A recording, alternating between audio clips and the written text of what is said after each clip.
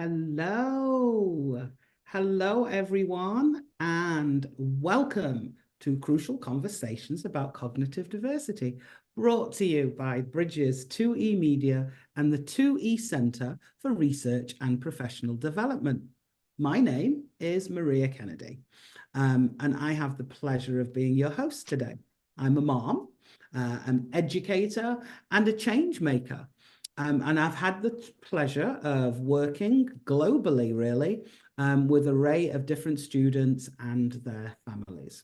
I now live in sunny California and work at Bridges Academy.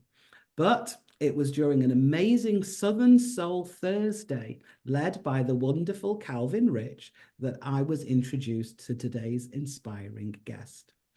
Loretta, like me, now lives in a country that she was not born in.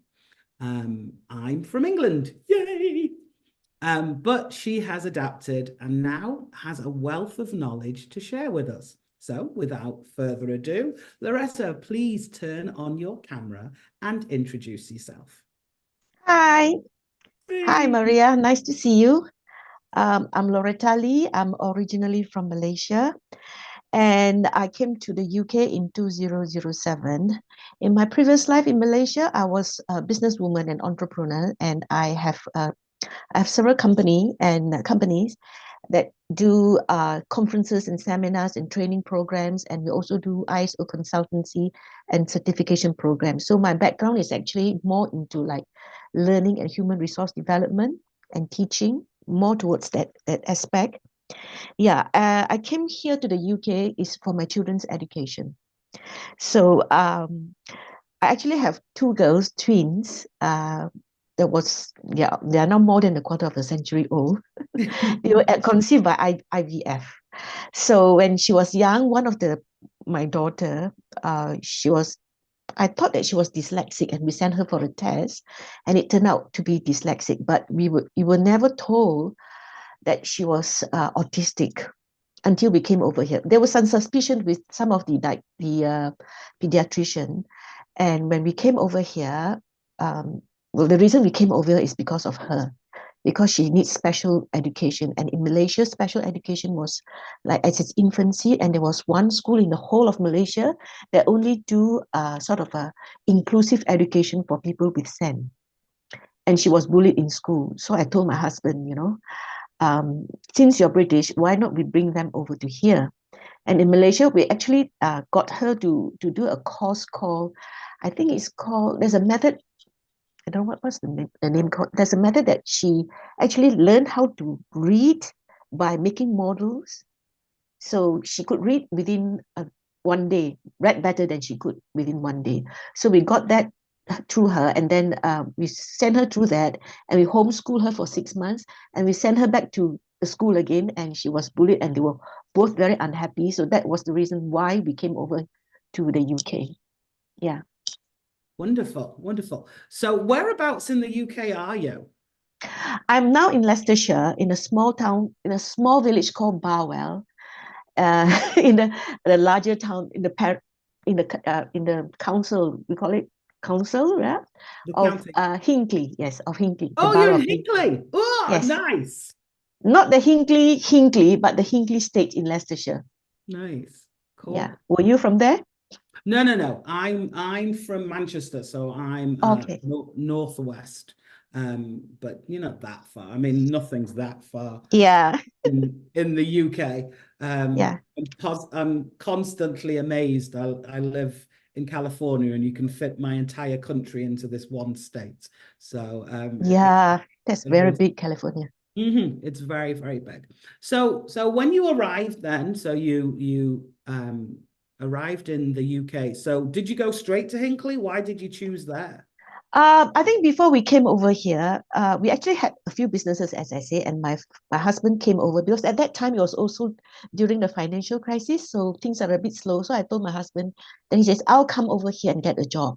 He's a consultant, so he got a job. So the reason why we came to Hinckley was because he got a job. Okay.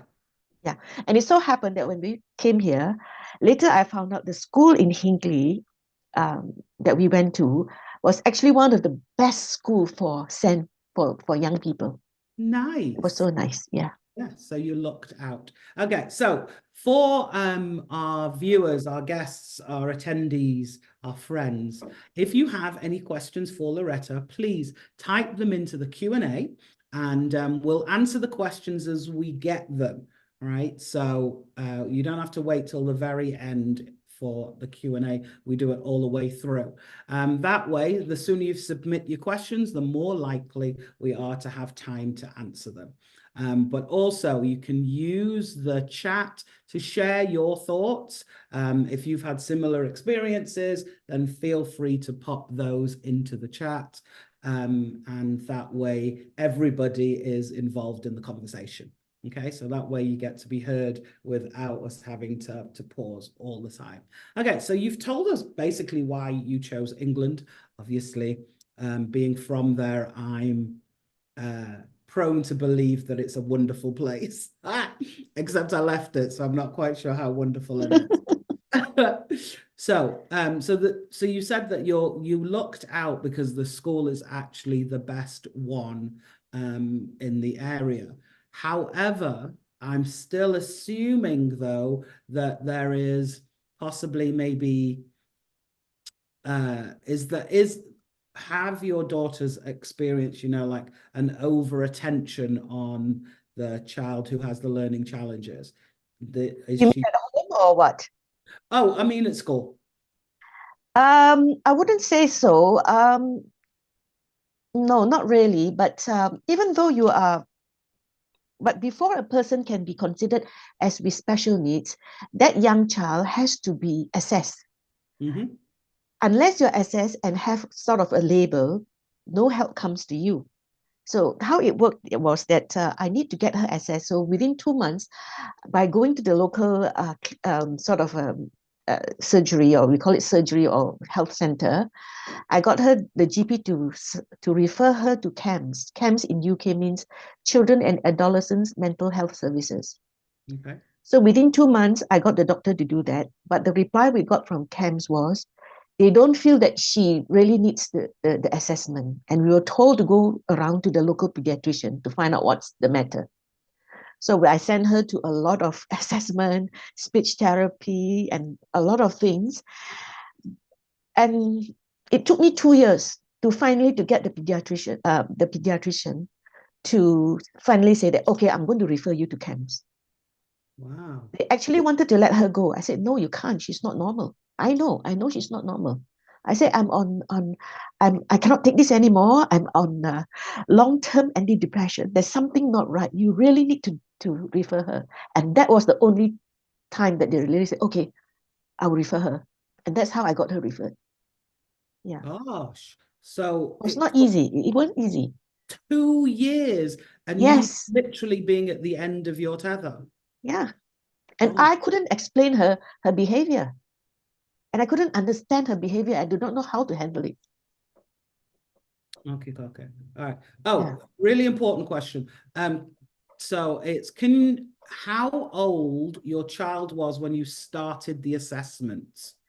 When she came over, she was 10. Yeah. Okay. So after a few months, I started going to the clinics and all that, the local health center. We have our own GP. And then they send us to the specialist, the pediatrician, and they'll say then they'll ask her question and assess her. And I went to so many of them, and some of them will ask, oh, can you tell me more about her background and all? And I tried to tell her, but because I had so much of a problem with my child that the school refer me to some meetings run by like parents participation or Memphis, which is mental health and physical something. It's a group by charities that they help mothers with children with sort of challenging behavior. So I go there quite often, like every month or so, but I always ended up crying. I ended up crying because it was so sad for me and so hard for me. So then and those people actually, those ladies actually do say, okay, perhaps you should go and apply for this, what do you call that? A carer's allowance. But before you can become a carer, she needs to be a person with special needs. So then she says, okay, I think you better make a note of all her symptoms of behavior as much as you can. So I started to do this. So I started to do a thing like this. I don't know whether you can see. I can put it out later. Oops. Okay. Yeah. Let me start from the day I started from the day she was born, the school year, 1997, her date of birth, blah, blah, blah, her behavior, and the care that I provide, and some of the notes that I did. Like, for example, very bright, very perceptive, high sense of touch and smell, difficulty in reading, and then problem with reading simple words, not sociable, does not like to mix with other kids. And then my care is she needs assurance. So I did a whole lot until she was about 10 or 11. And with this, so once I sent this to the pediatrician before she was diagnosed, and they were quite shocked. In fact, she said, I'm so impressed with what you did. What are you? I just told them I'm a housewife. I didn't tell them I've got an MBA from Nice. Maastricht School of Management. So even with that information, it took me 2 years. 2 Wow. years. So And when you, I applied, and when I started, the first time I applied for the carers allowance, it was not successful because she was not diagnosed. right. So the second time when I applied, when she already got the diagnosis, I got the carers allowance. I'm not sure whether the US has that, carers allowance and things like that. There are, but I'm not an expert in that field, so I don't know how that Yeah, works. But it is important to note that without a diagnosis, not a lot actually can yeah, happen. yeah. Some people will say, oh, these are all labels and all that. But we need a label. For people like us, we need a label before we can access anything from the government or from the council or from the school. Without that, we can't do anything. We'll be suffering. So it's Right. very important to get a diagnosis. And some people pay for it, as they can't wait, things like that. Yeah. Okay. So I'm glad that you said that, because I hear that a lot, that I don't want my child to have a label.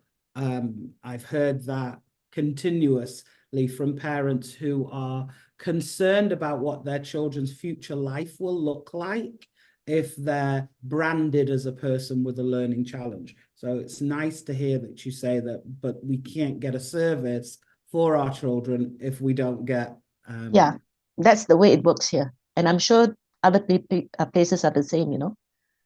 yes, yeah. Here in the States, with you're very unlikely to access any services without a diagnosis.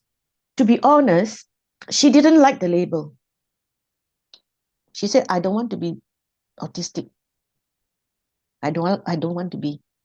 And that's the reason why I I couldn't get as much help for her, because she says that she doesn't want to be an autistic person, and she doesn't actually get the help that she should be getting for herself. All the services that I got for her, sometimes she just refused to engage. I think that's part of the reason. Yeah. So how then, so you were struggling for those first 2 years just to even get a diagnosis. And Yes. basically you got to almost to the end of your tether, we would say. You'd Yeah. just given up hope, but finally almost you made that breakthrough and you finally got the Yeah. diagnosis. So then what did you do with that diagnosis? Because what does that open up for you in the UK? So the first thing we got was, of course, I'm actually recognized as a carer by the Department of the DWP, DWP, I don't know, Department of whatever you call it, the government. Let's say the government. So I'm recognized as a carer. So of course I got carers allowance, which is a recognition of my efforts, which is nice, but not a lot.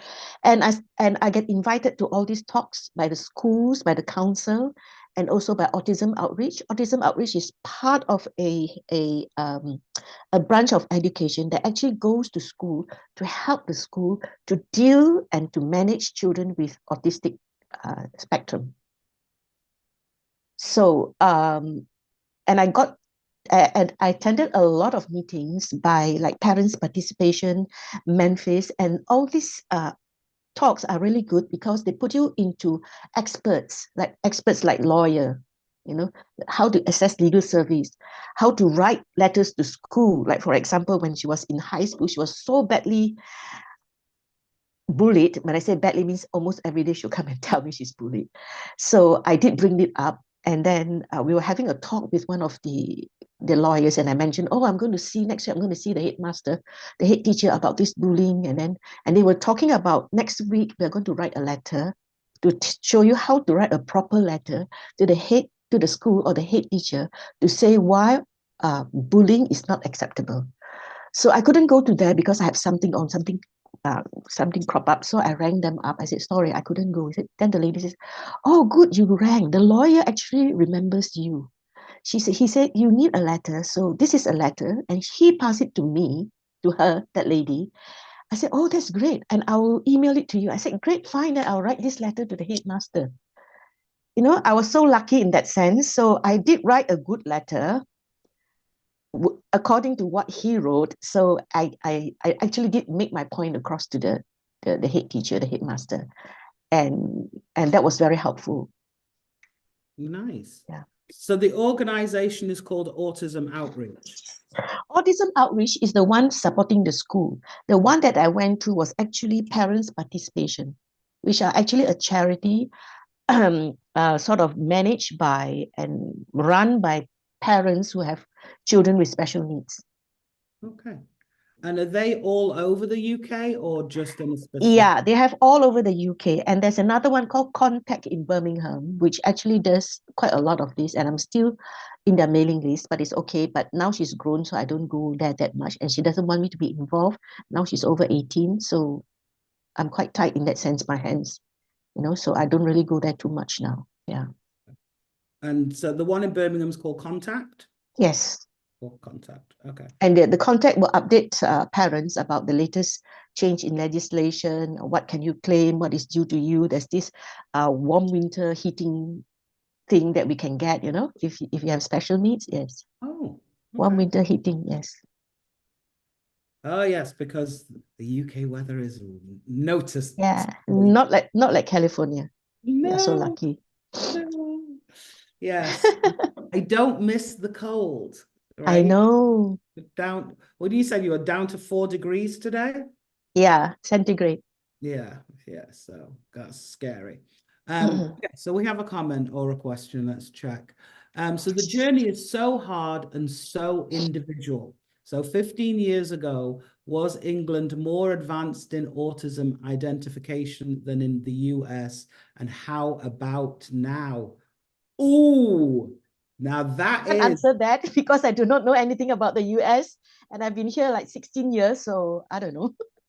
okay. Well, but guess what? I know about the US and I know about the UK more than 15 years ago because I used Okay. to live there. So let's talk about, well, what's it like now? How easy, well, it took you 2 years when you got there to get the identification. Has it got any easier to get those autism identifications?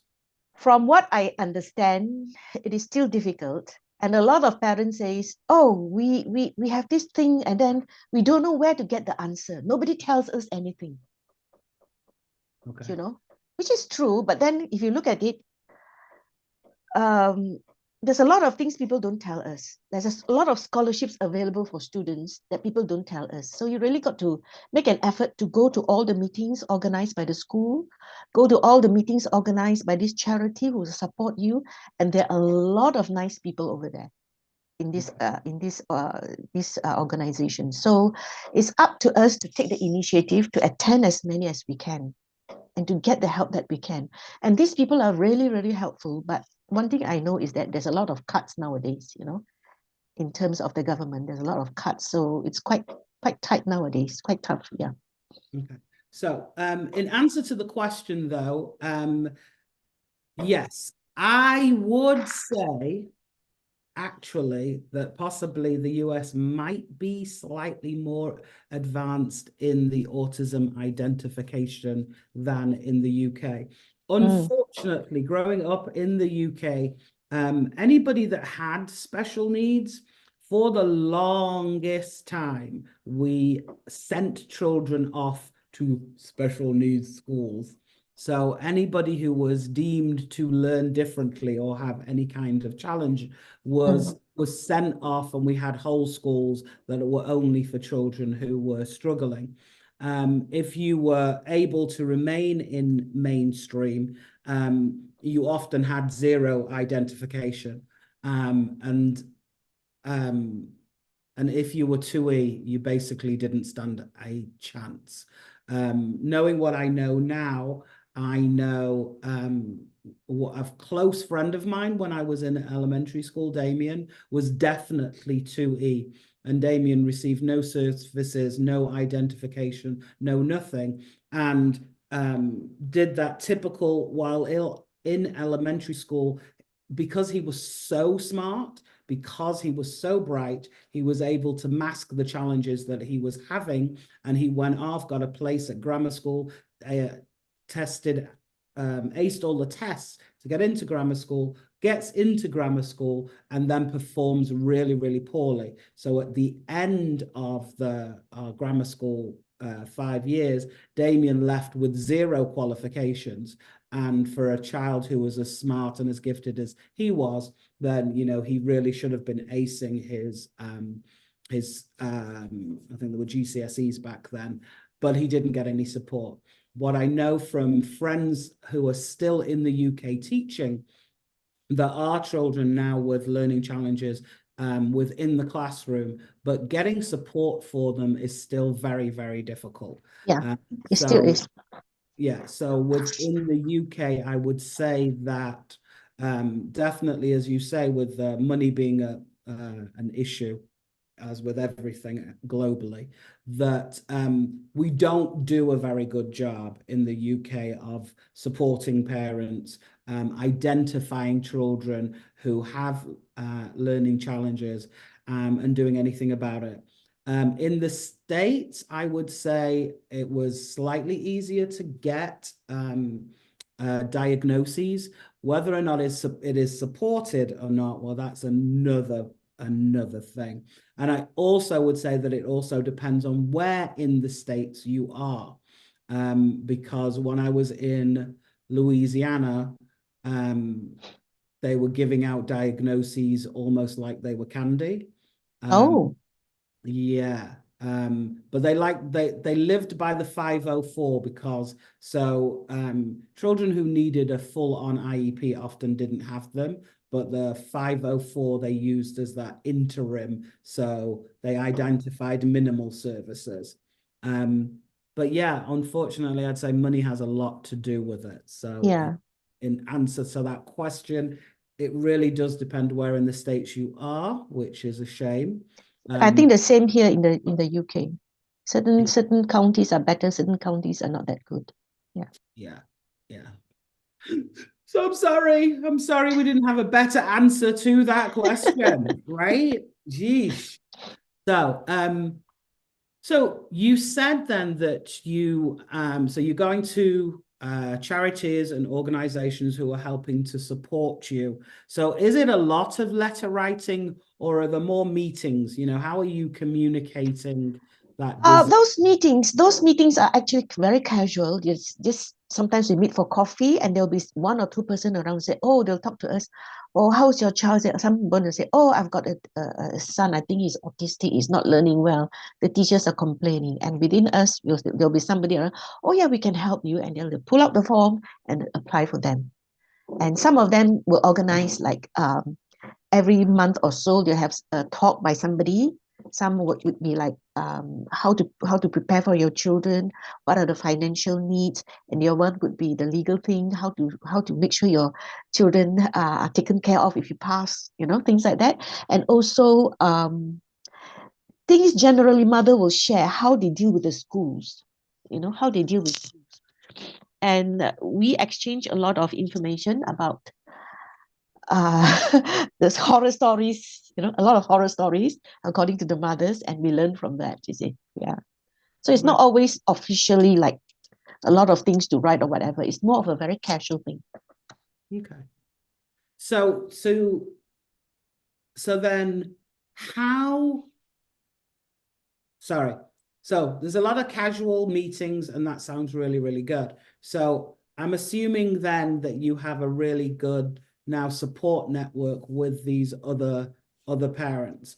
So is Yeah. that key to part of that that personal caring for yourself, because your journey and your child's journey are running along at the same time, but how are you ensuring that you are cared for? You're looking for all the services for her. Are there services for you? It's a nightmare for me. It is a nightmare for me.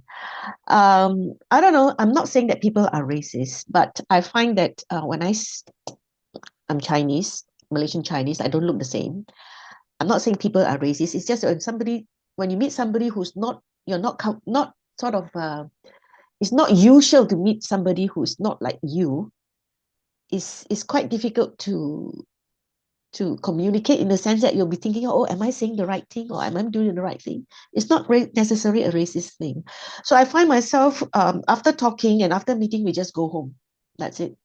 Although they did help me to apply for this and did give me talks and speak to me and we have a cup of tea, which is a relief to us.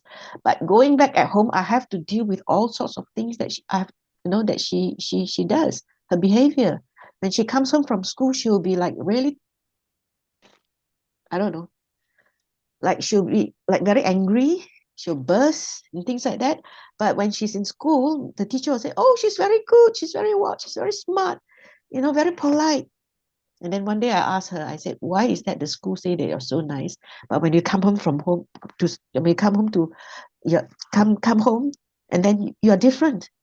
Sometimes you just shout and scream, and then you throw things all over, and then you quarrel with your sister, and generally being terrible." So you know what she said?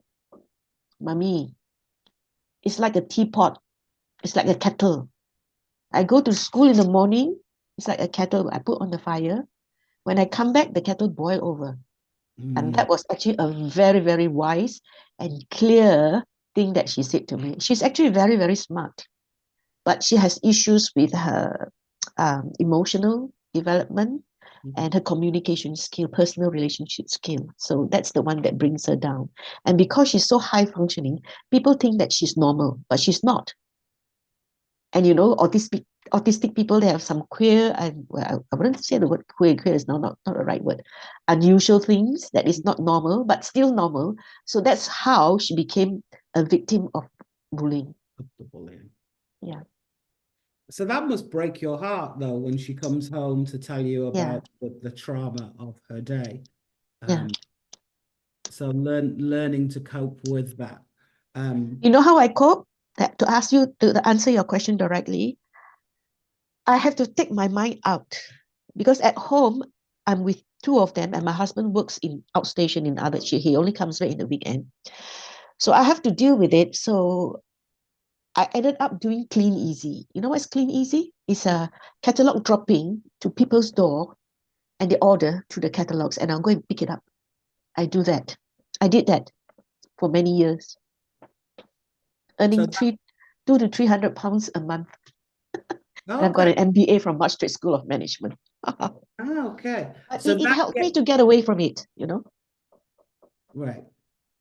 Yeah. So you get out of the house, you have something else to focus on, but And so, yeah, it's set so yeah, that you're not having to problem solve on anything.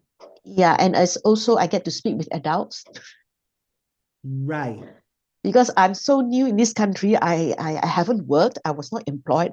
I don't have colleagues. My neighbors keep themselves to themselves. And, so that's the only way I could think of. It's not the best thing that I should do. Perhaps I should get a job, but I didn't do that. But it's okay. It helped me to cope. Yeah. I like that. Yes. Okay. And it's Thank you. flexible.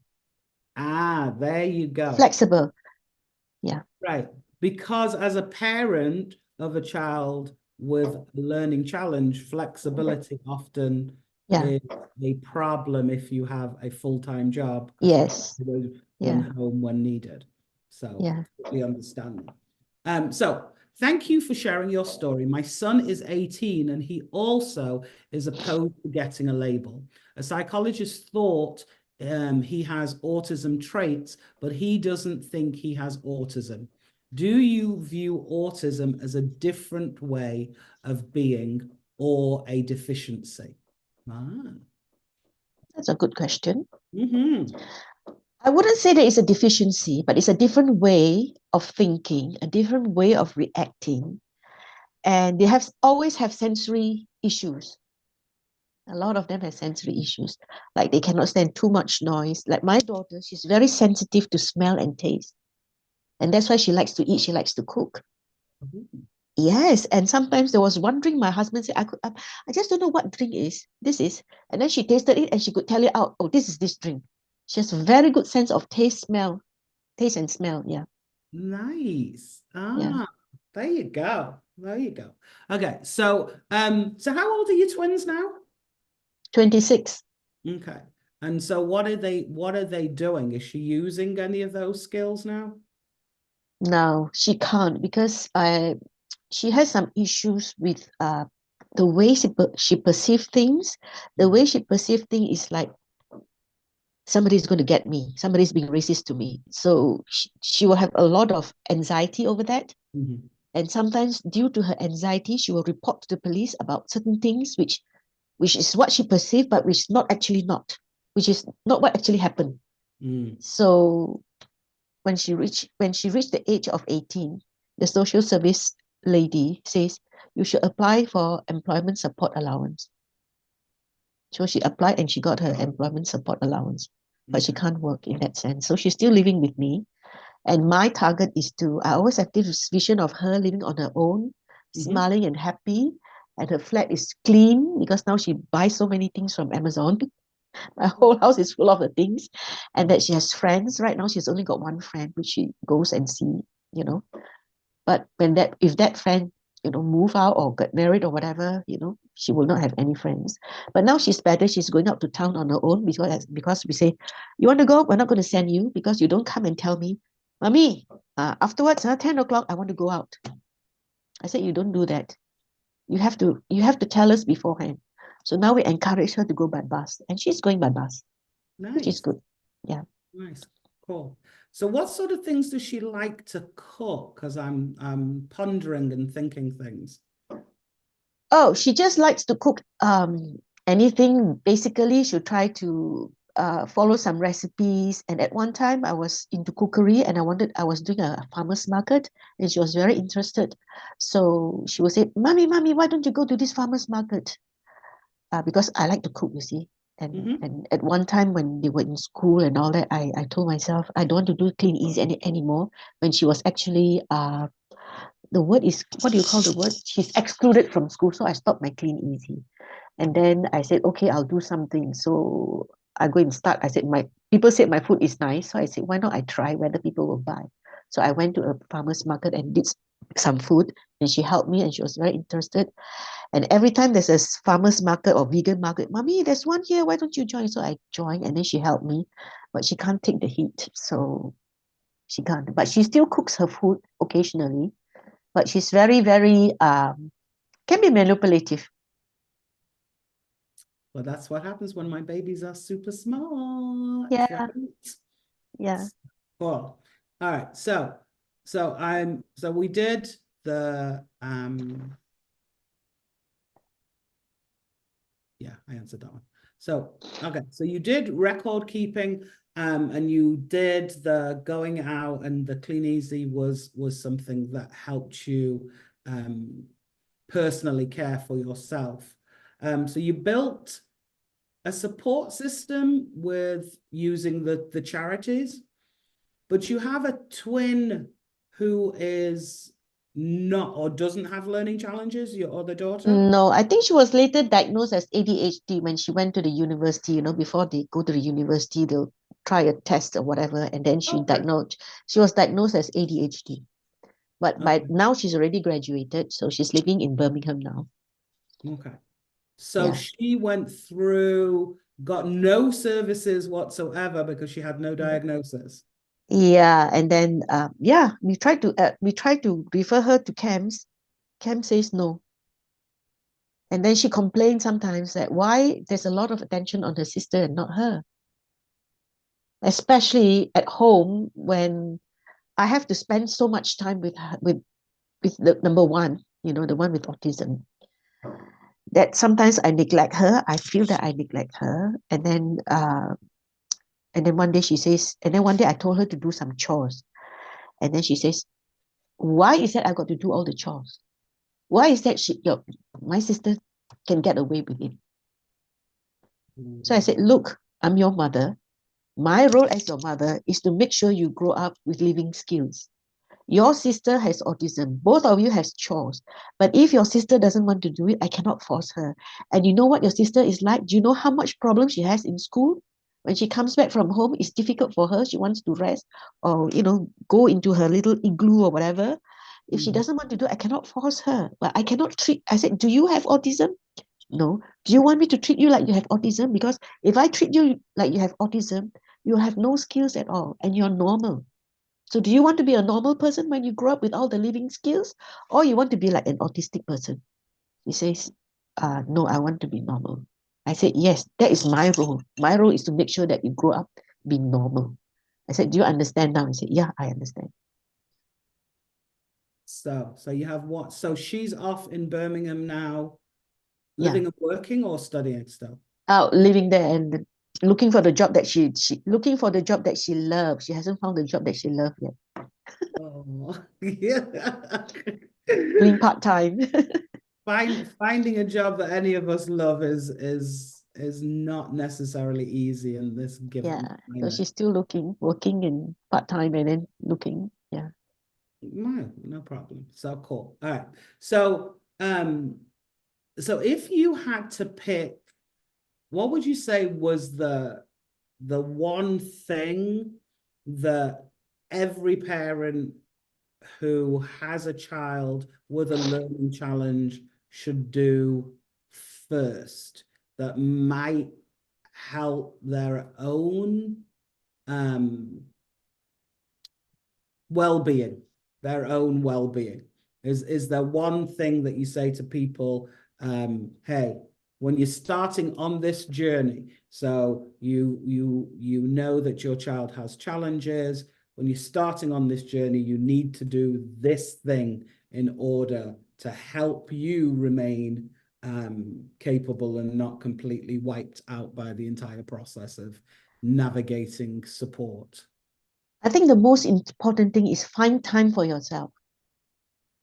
Find other people, other carers as well. Whereas you see us, we have a carers group in Barwell, which have started about 5, 6 years ago. And our group has got awards every year for preventing loneliness in the community and helping in mental health. So a lot of people, mothers, have mental health issues because of the stress. So it's always good to look out for more carers who are carers and perhaps, form a group, or maybe your local authority have some groups that are for carers. You really need to go out, you know, uh, go out to mix with these parents as an exchange and get time off. The most important thing is to get time off to take care of yourself. Don't let yourself go.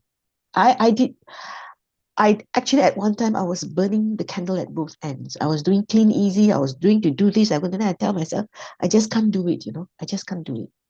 So I have to take care of myself. And I also volunteered in the local community to do cooking classes to get away from it. So my way of getting away from the stress is to work. Some other people's getting away from themselves for the stress is to do art, to go for art class, to do crafts. So find something that you think is good for you, that you can relax and that you can enjoy and is your me time. That is the most important. There you go. Look at that. Oh, yeah. Wonderful. I love that because I think we all forget about ourselves. And a mentor of mine reminded me the other day that you can't pour from an empty cup. Yes. You don't fill your own self, how then are you supposed to be the best person to help and support the little humans or the big humans that you're responsible for? And of Yeah. course, and I love your daughter's analogy about being a kettle. I think I might steal that. Um, Please do. Yeah. yeah, I think I'm definitely going to steal that one because I really understand how that day starts. You Yeah. put the kettle on the Yeah. fire and it just keeps going till it boils. Yeah. And so, and I think possibly we may do the same thing to ourselves, right? We're Yes. around like crazy people all day, Yeah. um, and we burn ourselves out. So I love that. We have to remember to self-care and find community, right? Yes. Yeah. Because if you talk to somebody who is not a parent of a child with special needs, they will not understand. They will never understand. As much as they try to be compassionate, and they cannot really get it. Yeah. Yeah. So our group, we can just go there, and sometimes people will talk about it and they'll cry. It's okay, we understand. And sometimes I will cry, and the other person, oh, I'm caring for my husband. Oh my God, he really gets into my nerve and things like that. And she started crying. So I say, it's Oh, okay. He doesn't buy me present anymore. Then I said, look, buy yourself a present and say that it's from him. Thank him for your present. And the lady said, yeah, and you get whatever you want. The present is the correct one for you. I said, yeah, that's the whole point, you know. I Yeah. love that. Go buy yourself a present and say it's from Yeah, I God. say I always do that. When I one day I see a bag I like, I said, and then I go home and say, "Oh, hubby, thank you for your present." But I bought it myself, so it's a present that I love. And what's he say when you tell him that? Oh, he then he said, oh, then we come to an understanding. And one day he bought himself a golf set. Oh, thank you for my birthday present. I said, you're welcome. Oh, I love that. That is brilliant. That is brilliant. So we So don't have to wait for other people to like buy presents for us. We can just do it ourselves. But it would be more fun if you have fellow carers to talk about it, and laugh about it. Yeah. I love that. And I think it's vitally important, exactly what you said. Other people can show empathy towards you, but if they don't have a child with a learning challenge, they it's really, really difficult for them to understand that Yeah. journey that you're going Yeah. through. Yeah. Um, I think it's quite fascinating how easy people are dismissed and forgotten Yeah. when you're having challenges and struggles. So hubby now works a distance away, but in the early days, was he able to be supportive, or were you the person leading the charge, would you say? I'm the only one who's handling it. Say no more. Right. So of course, so that can make it a really lonely It journey. is. It is. Especially in a new country. You don't have friends, you don't have family, your neighbors are different. I've not been employed. So it's like everything is inside me, which I have to pull out. Yeah. But you still seem blissfully happy. I mean, even talking about the challenges and the struggles. So, I look happy, that's right. I look happy.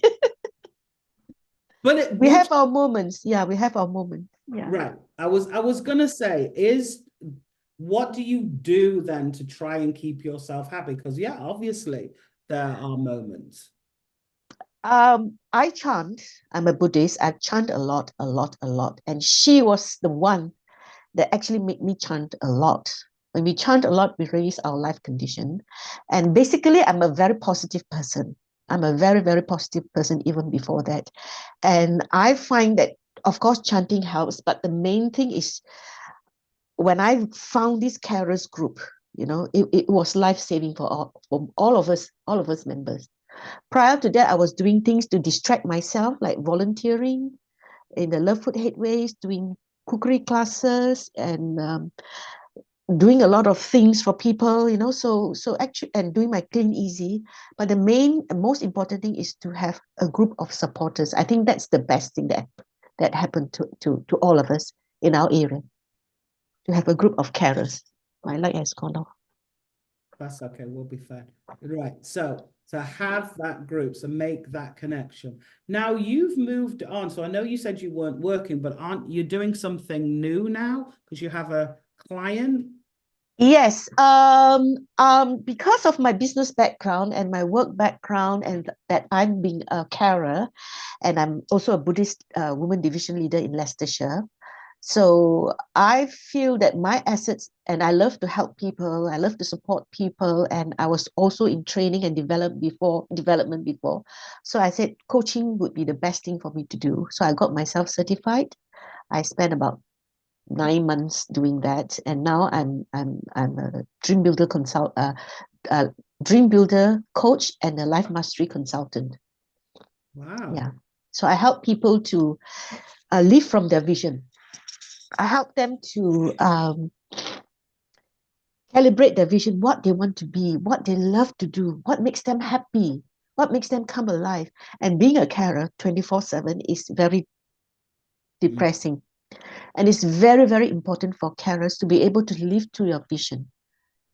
To what makes them happy. Not only is your child is your child.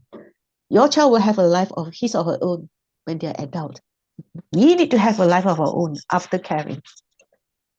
Some people are fortunate that they are working and also have a child, but not like me. I need to do something. I need to reclaim my life. That's why I become a coach. And I think I can be a very good coach because of because of my caring duties. My business experience is okay. I've got 25 over years of business experience. And I think my Buddhist knowledge helps. My Buddhist understanding helps. And I think because I'm a carer, I always think that I'm a very compassionate person, but being a carer, it really opens up a new world of being compassionate. It's a totally different thing altogether. So I feel I can understand people more, you know, when Mm. I myself being a carer, and I believe I can give people the best support that they can have. And the reason why I did it because I don't want just to limit myself to giving support to people who are Buddhists in my group. I think I can support more people and bring value to people's life. That's my main motivation. I Yeah. love that. I love that. Well, you've definitely brought value to us all today. That much I do know. Thank you Um, very much. yeah, and there's lots of people connecting with your story. Um, oh wow. Okay. While you speak, let me change the lighting. Okay. So Angela, that research, my goodness, really 80,000 pupils with DMER being negatively impacted, not including those forced into home education. Oh my goodness. No way. What? Angela also says that there's a waiting list on CAMS and it's currently 4 years. And Wow. yeah, and special schools don't work for 2E pupils. You're exactly right. They don't work for 2E pupils because the special schools only focus on the areas of challenge that our children are facing. And then they don't work on the gifts and the strengths. And so then they wonder why our babies are bored and uninterested and why it's just not a successful. Oh, hold on. Yeah. Oh, because Angela only posted. Okay. Is everybody able to post for everyone? Yes. Okay. Angela, can you do me a favor? Can you just repost those statistics for everyone? Angela was kind enough to post for, but she only posted for the hosts and the panelists. So if you Oh, wouldn't mind popping those back in, um, that would be great. Because Danny would like those info as well. Um, oh, what an interesting question. Yeah, yeah. So it hasn't changed. Angela says that here in the UK, their current weakness-based SEN deficit-based framework, and yeah, that was the framework that I grew up with. It was always what they perceived was wrong with you, and that's how you were categorized mm, to a space. I think a few years ago they have this education and healthcare plan. Okay. So if you're already diagnosed, and if you're a student in a school or a pupil, you have your individual healthcare education and healthcare plan. And my daughter was actually one of the first ones to do the education and healthcare plan. Okay. So they assess you. They assess you, yeah. And that Before made they will assess you, and all the agencies will work together, like the school, the social services and all that, and they'll do a plan for you that covers your education and your health and your care plan. okay. But it So takes a while. but yeah, that is the problem though, isn't it? It does take a while. And so I guess maybe our next step is trying to maybe getting people together, and maybe we can impact legislation so that these Yeah. things can not take as long. Because Can I just share with you something before we close? of course, Was something very important for carers and mothers.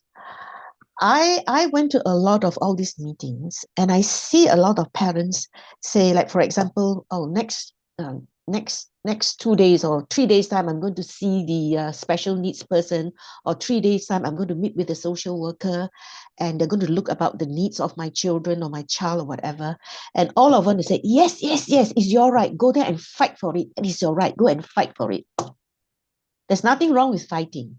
But okay. to me, the way I see them doing it is they are going in with a mentality of fighting. But I see it is I go there with a mentality of working together with that person for my child. Mm, Because I remember when she first went to John Clifton College, the week before school opens, I was invited to the school, the college, they call it John Clifton College. My daughter, me, and there was the police who actually deals with her with the bullying, the vice principal, the SEN teacher, the SEN assistant, which is her teacher, uh, two ladies from social services, one lady from autism outreach, and also the police, and me. 8 or 9 of us sitting around talking about how to handle the situation in school when my daughter starts school, and talking about the future of my daughter. 8 or 9 adults. I was so touched. I just couldn't believe it. And every time when we have a meeting with the ladies, there are always about 5 or 6 of us who are in the meeting talking about my daughter. And part of it was the education and healthcare plan. So one day I told them, I said, I don't know. I don't know where I'm going, but I'm so grateful. I'm like a wave. I'm on a wave, and I'm moving on the wave. And you people are like the wave, who's taking me to somewhere. I do not know where, but I know it's safe. It's the shore is safe. mhm. So I said, I must thank you a lot. And then they said, Loretta, it's not that. At least you want help. I said, you mean there are other people who do not want help? He said, yeah, there are other people who do not want help. And I can understand, because it is so shameful. We feel so inadequate as parents to go and ask for help. And that is the problem with us. And we must overcome that. So then I said, you know what? Now, as far as I'm concerned, I'm I'm chanting and I'm praying for divine intervention. I'm chanting for all the help that I can get. Whatever help you give us, or me and my daughter, I will take it. He says, don't worry, Loretta. We will give you the help that you want. So the moral of the story is be open to getting help. Don't drive people away. Do things that make people want to work with you, happy to work with you. You know what I did is when they sent my daughter to a special school, when I make cakes, I give it to them. I make cookies, I give it to them. I said, this is for the whole, you know, people in the office, not for one person. So I get a lot of support. And even the manager says, Loretta is very easy to deal with. She's very open. She can talk with her with anything, and she doesn't hide anything. So I'm very easy to deal with. So I think we need to get out of the fear of being difficult, the shame of being a carer. Don't be ashamed. We are like that. Accept the shame. Go about and do it. Have the vision of having the best for your daughter. And sometimes I pinch myself. I ask my husband, do you know what they're doing or not? If I were them, I'll kick her out. I said, yeah, do you know what the sport they're getting? I just don't believe it. My husband, she's a British. Maybe I'm like a very low expectation, but he knows how the system works. And even he says, yeah. He just can't understand why he's got so much support. And I'm here chanting a lot and doing whatever I can, to attract people to want to work with me. That's how I find myself doing it. Yeah. And I think it works to a certain extent. I love that. I love the notion of owning the shame. I think that's cool.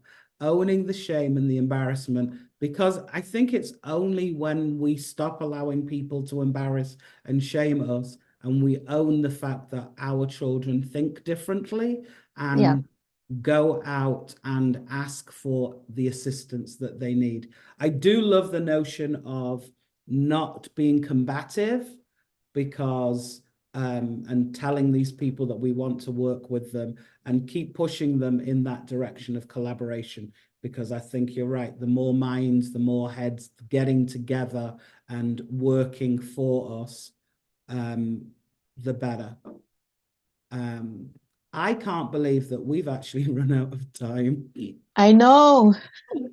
Oh my goodness, how did we manage to do that? We literally, did we not just start 5 minutes ago? Oh gosh, I can't believe it. It's not fair.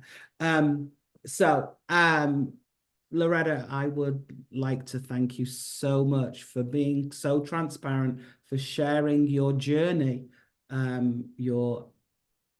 with your family with us today. It really has Thank you been so much. powerful.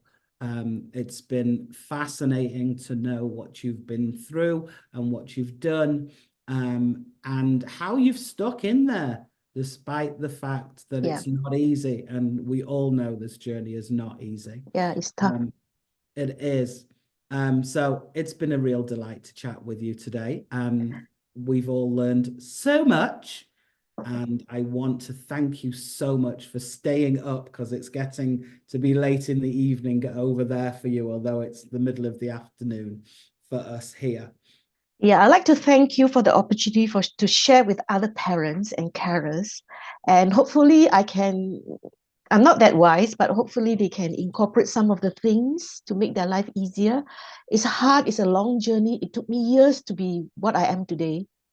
And it's not easy, I know. It's tough. But think of it, up until now, it's tough. From this point onwards, it will be easy. There you go. See, I love that. I love that mindset. So it's been a real pleasure helping you all find answers to your questions today.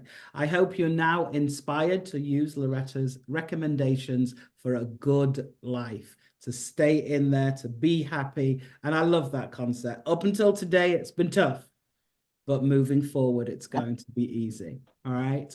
I'm If more by than happy to answer questions if you want, then email me or whatever. I think you Okay. have the email, Maria? Yes, most definitely. Right. So, hey, right. So, Loretta has just agreed to answer more questions if you send them in to us via email. So, if Loretta or any of the other guests during the season have made a difference to you or your family, please email and share. Our email is crucialconversations@2ecenter.org.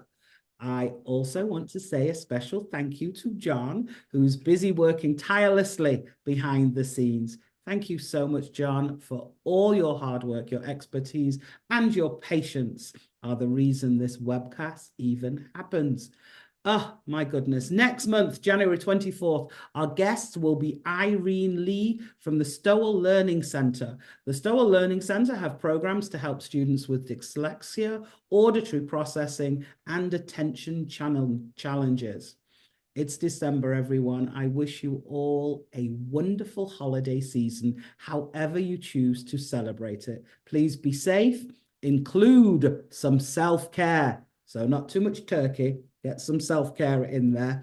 And remember to come back and join our next crucial conversation. So let's continue to make a difference. I'm looking forward to chatting with you all again soon. So make sure that you join me. Thank you so much. Thank you so much, Maria. Thanks everyone for joining us. All right, so let's stop video.